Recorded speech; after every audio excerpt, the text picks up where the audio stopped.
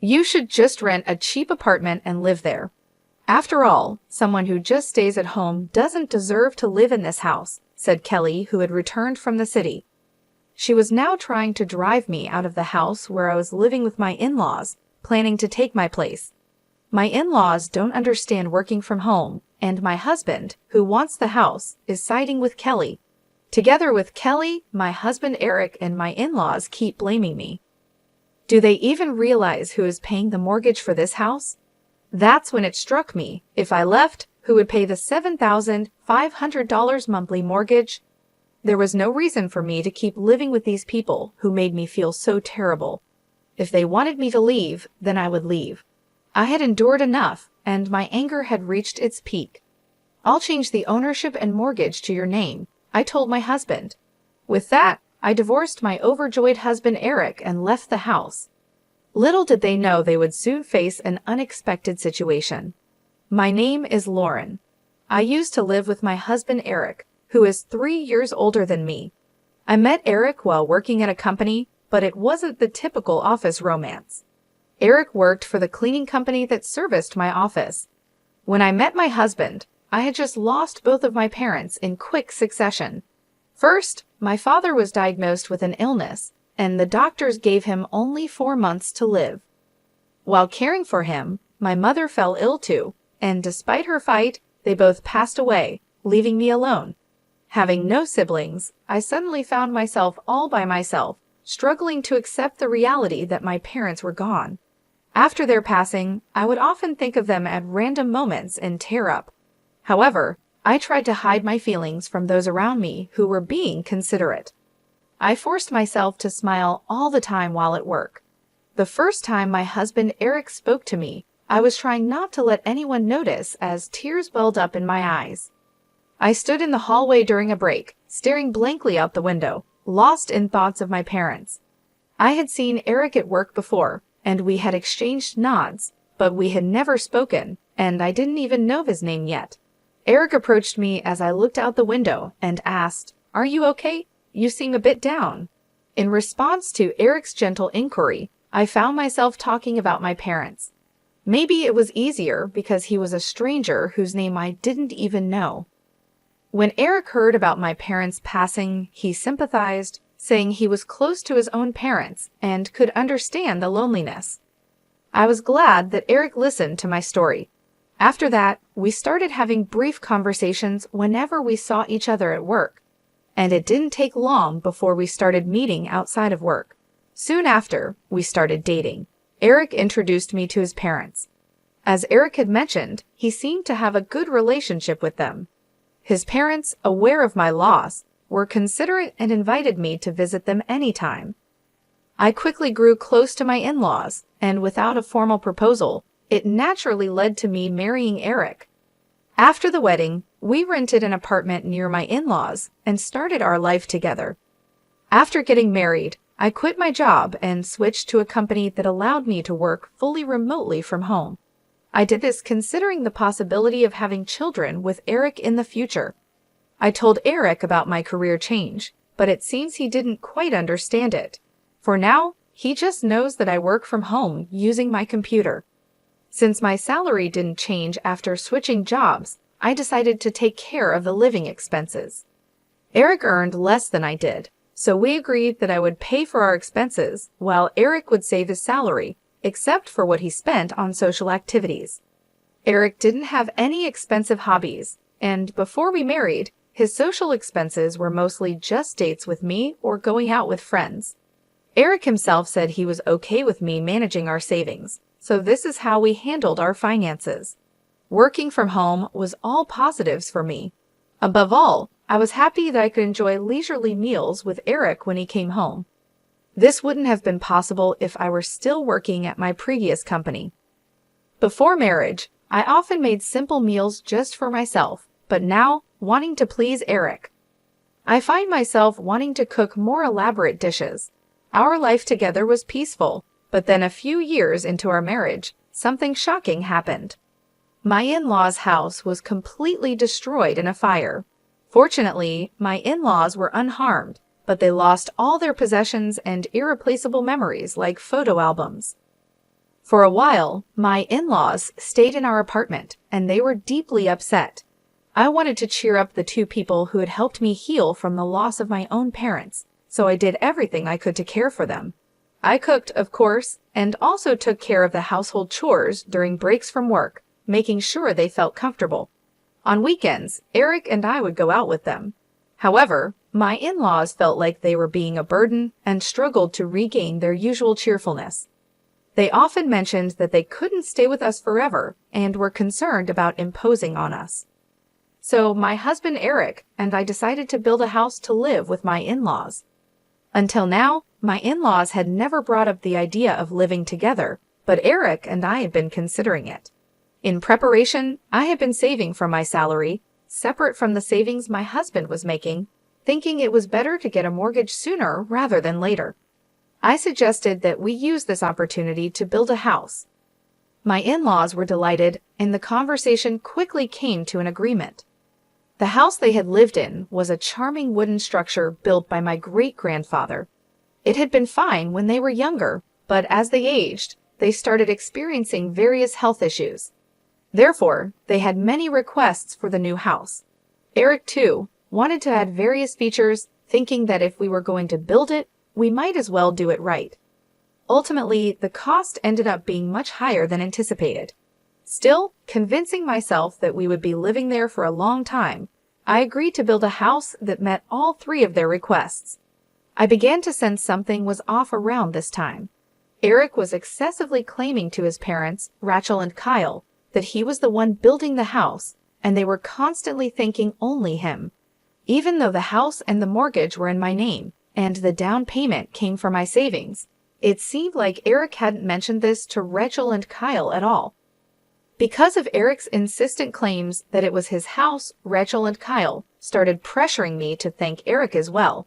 I appreciate Eric not just for the money. I paid more because I could, not because I wanted gratitude from Eric or Rachel and Kyle. However, even when Rachel and Kyle said things to me, Eric didn't stand up for me. Instead, he jokingly said, "That's right, you should be grateful to me for letting you live in a new house." I was definitely upset after hearing these falsehoods repeatedly. I understand that Eric has his pride, so I didn't ask him to tell his parents the whole truth. But I did ask him to stop making it seem like I was doing nothing. However, Eric, feeling more confident because of our new house, just wouldn't listen. Then I found out that Eric was telling a terrible lie to his parents. He incredibly told them he worked at the same company where I used to work, which is considered a well-known major corporation. True, Eric still has dealings with that company, but as I began to notice Eric's lies and his inflated pride, I started to feel increasingly distrustful of him. I also felt uncomfortable because his parents always seemed to favor him. Still, I thought once we moved into our new home, the issue of who built the house wouldn't come up anymore, so I just kept enduring patiently. However, once our new home was completed and we started living there, their attitude towards me clearly began to change. It seemed like my in-laws, just like Eric, didn't understand the concept of working from home. They thought I was just playing around because I didn't go out during the day and was always at my computer. Eric had been complaining to them that Lauren is just playing around all day, and they seemed to have completely believed it. Before we moved, they never said anything, maybe because they felt I was taking care of them, but the sarcasm increased as soon as we moved. They would say things like, "Eric built such a fine house, and you just stay in and play around. Must be nice. Why don't you work a little and help Eric out?" Even when I was working on my computer, they would come to my room just to make these snide Eric. The discomfort made me leave the house more and more, working from a cafe instead. I repeatedly asked Eric to clear up his parents' misunderstanding. While Eric might not understand the work I do, it's my salary that's supporting his and his parents' lifestyle. All I needed was for him to tell his parents that, but Eric just said, just let them say whatever they want, still not listening. Since they thought I wasn't working, I got stuck with all the housework, and his parents started bossing me around. I couldn't take it anymore and finally stood up to them. Eric was there too, and I thought he would finally take my side seeing how upset I was. But instead, he yelled at me, "Don't talk back." Then he thrust a completed divorce paper at me, threatening divorce if I didn't comply. I had never seen Eric so angry before, and his behavior completely intimidated me, making me give in to him and his parents' demands. From that day on, both his parents and Eric's attitudes towards me turned utterly cold. The only time I felt seen and could find some solace was when I was working at my computer. I immersed myself in work to forget the treatment I received from my in-laws and husband. One day, my sister-in-law Kelly, who had been living in the city, came back to visit. She was coming to see the new house and planned to stay for a while. My in-laws immediately started complaining about me to her. They said, "Lauren is always cooped up in her room playing on her computer. Does she even realize whose generosity allows her to live in such a nice house? What on earth is she doing on that computer all day? Playing games? Is she some kind of nerd? That's just weird. We don't really understand all this, but maybe she's one of those nerds. You think if she's always on her computer, she must be one, right? Isn't she ashamed of not working?" Trying to escape their loud conversation meant for me to hear, I went to my room. Then I heard something even more shocking. They said, "Wasn't Lauren just a cleaner at Eric's company? It's amazing how she lies about working from home. She couldn't possibly have the skills for that." Kelly was talking as if my and Eric's roles were completely reversed. Since Eric had told his parents he worked at a major corporation, maybe he had also lied that I was a cleaner. The real liar here was Eric. I wanted to tell this to Rachel and Kelly, but given everything that had happened, I doubted they would believe me, so I just gave up. Ever since Kelly came to visit, my place at the dining table was taken over by her, and I couldn't even eat at the same time as everyone else. While they ate the meals I prepared during my work breaks, I would be secluded in my room, continuing my work. This went on for a week, and the day for Kelly to return to the city came. But suddenly, Kelly declared, "I'm going to live in this house too. After staying here, I found it quite comfortable. I just quit my job, so I've decided to move back here," Kelly said. She had been working in the apparel industry but got tired of the office drama and decided to take a break. Her family home was being rebuilt, and when she returned and saw our new house, she found it more luxurious than she had expected. Leaving the city to start a business here could be good. "At my level, I can work from anywhere," she said. My in-laws, Rachel and Kyle, were thrilled with Kelly's words, and Eric seemed quite pleased with the compliments about the house too. However, there was no designated room for Kelly in this house. Until now, she had been staying in the guest room, but if she were to live here permanently, another room for Kelly would be needed, and the house had no spare rooms. Kelly had realized this after living with us for a week.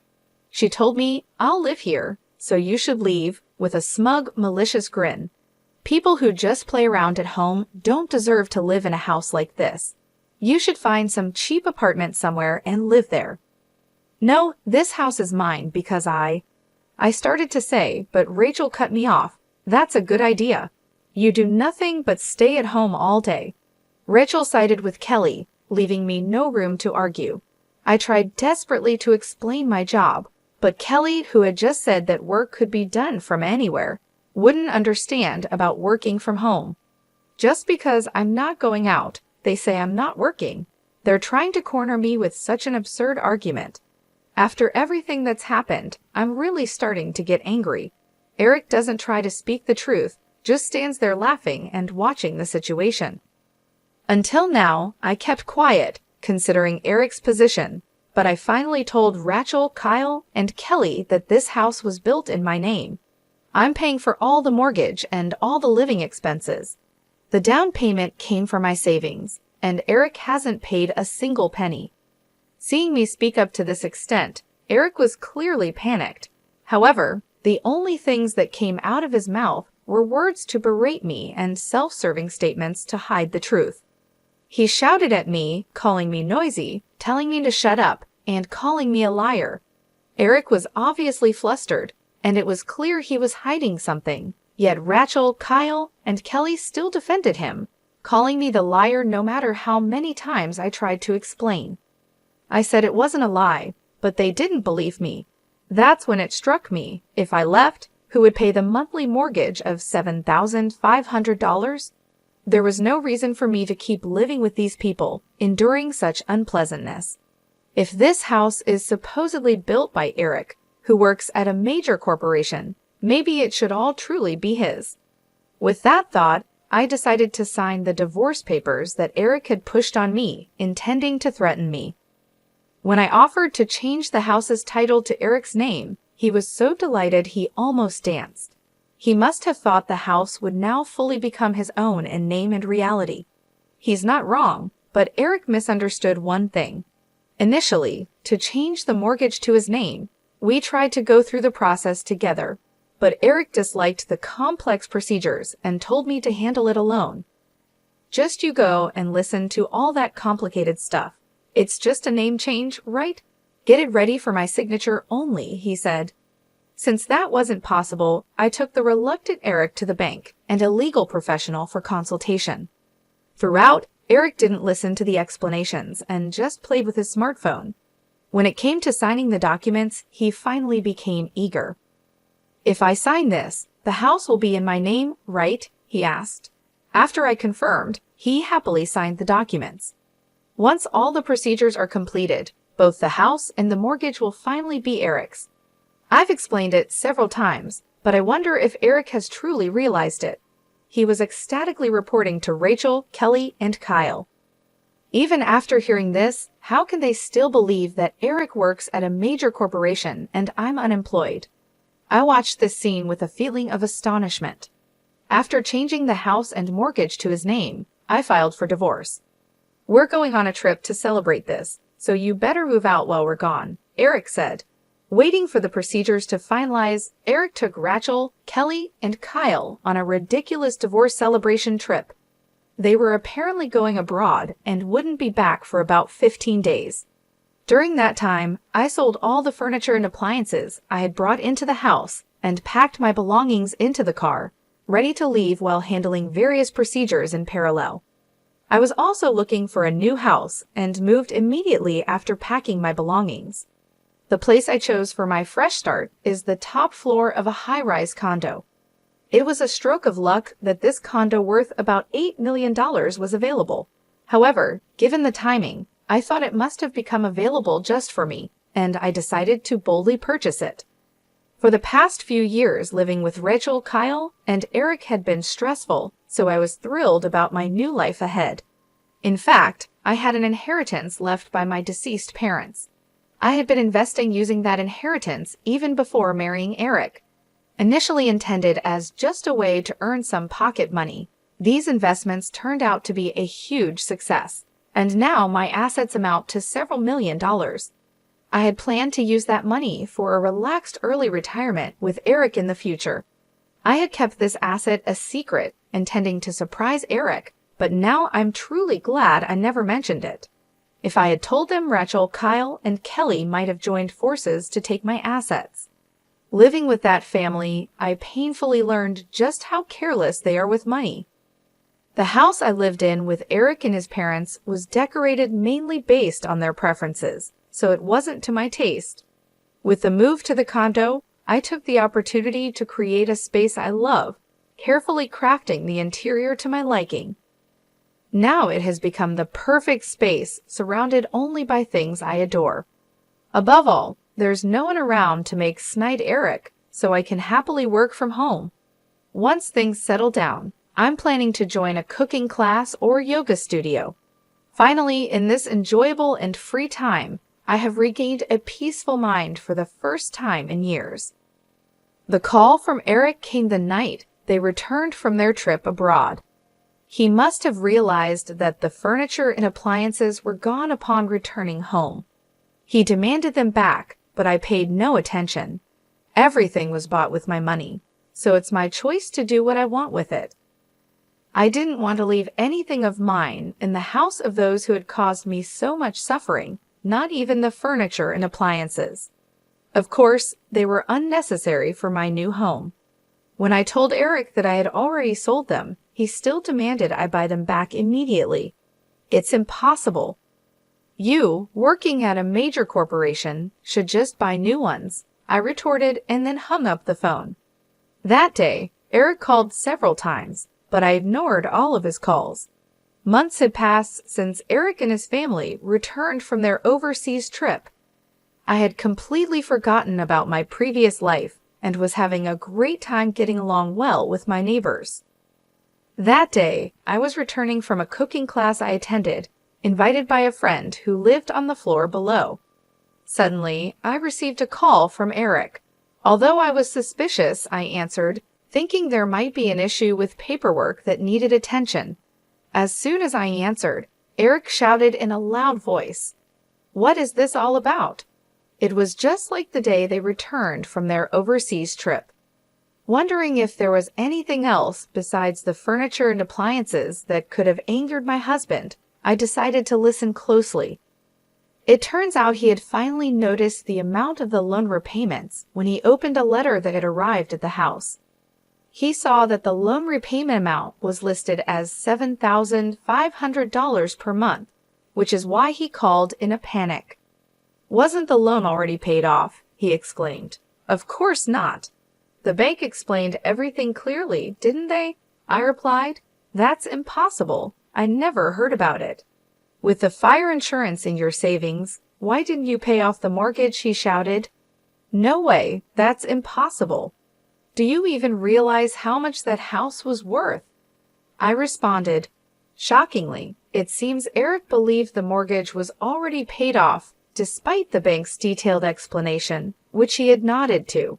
He was apparently under a different impression. I was sitting right next to him, watching and listening, so I remember it well. Even if Eric wasn't paying attention, he had already signed the mortgage transfer, so it was too late now. Eric kept trying to find a way out of the mortgage payments, but there was nothing I could do about it. Eventually, he seemed to realize that he had no choice but to repay the loan and fell silent, seemingly frustrated. "I thought you'd be struggling to find a place to live," Eric said, clearly under the impression that I was in a dire situation. The reason Eric could freely spend his salary until now was because I was the one covering our living expenses. Even after our divorce, I have no trouble living on my own. It's too late for him to realize that he was relying on me for everything. I wondered what kind of life my pretentious ex-husband Eric had been leading these past few months with his parents, Rachel and Kyle. Most likely, they were living luxuriously, doing whatever Kelly suggested, and then he realized there was a mortgage to be paid. I wonder what Eric is going to do now, I thought, as if it were someone else's problem, since we're practically strangers now. I didn't care at all about how much trouble my ex-husband and his parents, Rachel and Kyle, were in. Seeing him so frustrated, I decided to tell him the truth. Too bad. I moved into a luxury condo with the money I made from a successful investment. While he was speechless, I hung up the phone. There were no calls from him after that, so I thought he had managed somehow. But then, out of the blue, he called again. When I answered, wondering what it was about this time, it turned out their house had been seized, and he was in a panic. In the background, I could hear the desperate voices of his parents, Rachel and Kyle, and his sister, Kelly. "What should I do? Help me, Lauren," my ex-husband pleaded desperately. A person claiming to be an enforcement officer was visiting their house, and I could hear Rachel, Kyle, and Kelly addressing the officer in the background. According to this officer, the house was about to be put up for auction, with details like the auction date and bidding period to be decided once the auctioneer was determined. After the ownership transferred, my ex-husband and his family would be evicted from the house. I thought they must have received warning letters leading up to this, but when I asked my ex-husband, he sounded confused and said they hadn't arrived. However, that couldn't be right, and after persistent questioning, he finally admitted in a small voice, maybe they did arrive. It turned out he had intentionally ignored the letters, realizing they were about loan repayments. The envelopes were already open before I saw them. I thought someone was taking care of the payments. Probably Rachel, Kyle, and Kelly thought the same as my ex-husband. Eventually, a demand for the lump sum repayment of the loan arrived, and it seems my ex-husband and his family were aware of it, but continued to ignore it, thinking someone else would pay it. And so the house was finally seized. Can't you do something now, like pay it off? You could pull everyone's savings together. There's got to be a way, he begged.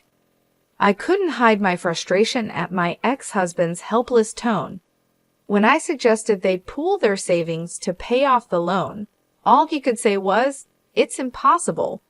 Apparently, Rachel and Kyle had squandered their savings on an extravagant overseas trip and were planning to rely on their son, who they thought worked at a big company, for their future. It was all just their assumption. Kelly, his sister, who claimed she quit her job to come back home, was actually fired for embezzling company funds. She talked as if she had been hugely successful in the city, but in reality, she was just a modestly paid accountant in a small to mid-sized company. She got hooked on visiting nightclubs and gradually embezzled money from her company to splurge on them. Even though she had returned home, relying on her parents, Rachel and Kyle, she had the nerve to make grand claims. As for my ex-husband, after our divorce, he pretended to be working at a large corporation and started dipping into his savings to cover living expenses.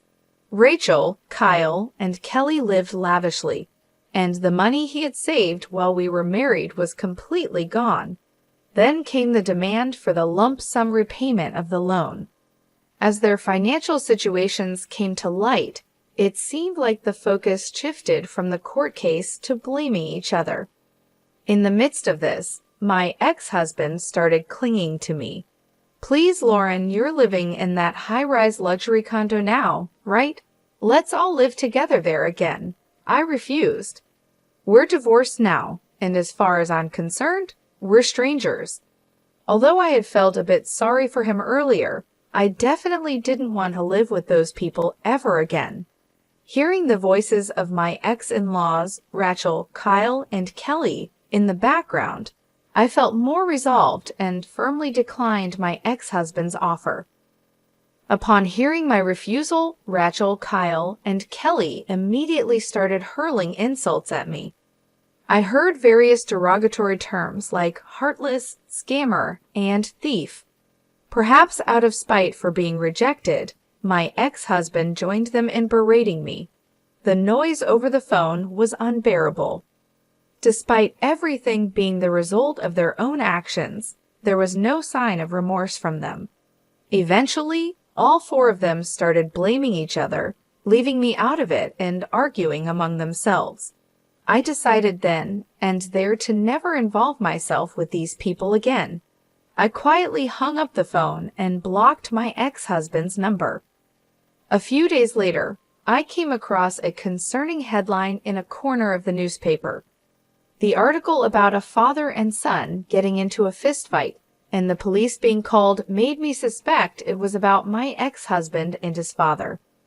I decided to contact a mutual acquaintance who lives near my ex-in-law's home.